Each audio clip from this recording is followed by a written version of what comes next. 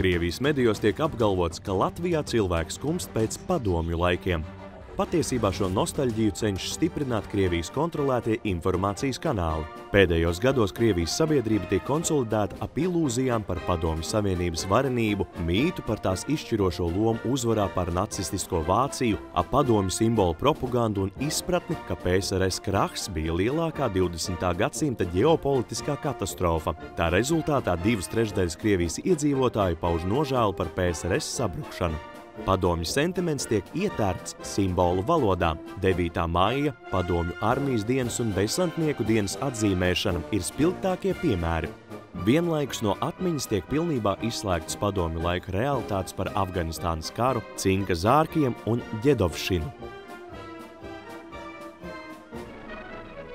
Rīga bija Baltijas kara apgabala centrs un Latvijā vēl aizvien dzīvo daudzi atvaļinātie PSRS bruņoto spēku karavīri, kompartijas un valsts resoru darbinieki, kuriem padomju režīmā objektīvi bija privileģēts stāvoklis, kuru viņi zaudēja sabrūkot Padomju Savienībai. Nostalģija pēc jaunības ir visaptveroša parādība, kaut arī dzīves reālijas bija daudz skarbākas nekā par tām saglabātas atmiņas.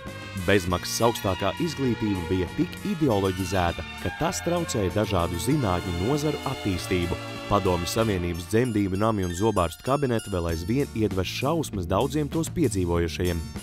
Savukārt psihiatriskās slimnīcas nereti tika izmantotas, lai ietekmētu politiski citādi domājošos. Ikvienam bija nodrošināts darbs. Ar norīkojumu no augšas cilvēkus sadalīja darba vietās nevis tur, kur viņi gribētu strādāt, bet tur, kur trūka attiecīgo speciālistu. Darba apstākļi, kolektīvā bezatbildība, alkoholisms un atpalikušās tehnoloģijas noveda pie ekstensīvas, neefektīvas un plānveida zemes kvalitātes preču ražošanas un sliktas apkalpošanas kultūras.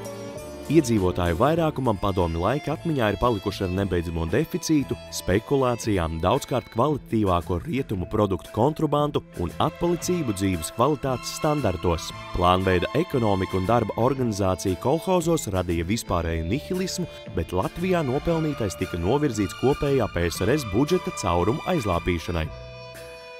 Pretēji Krievijas medijos apgalvotajam, Latvijā nostalģija pēc padomju laikiem mazinās.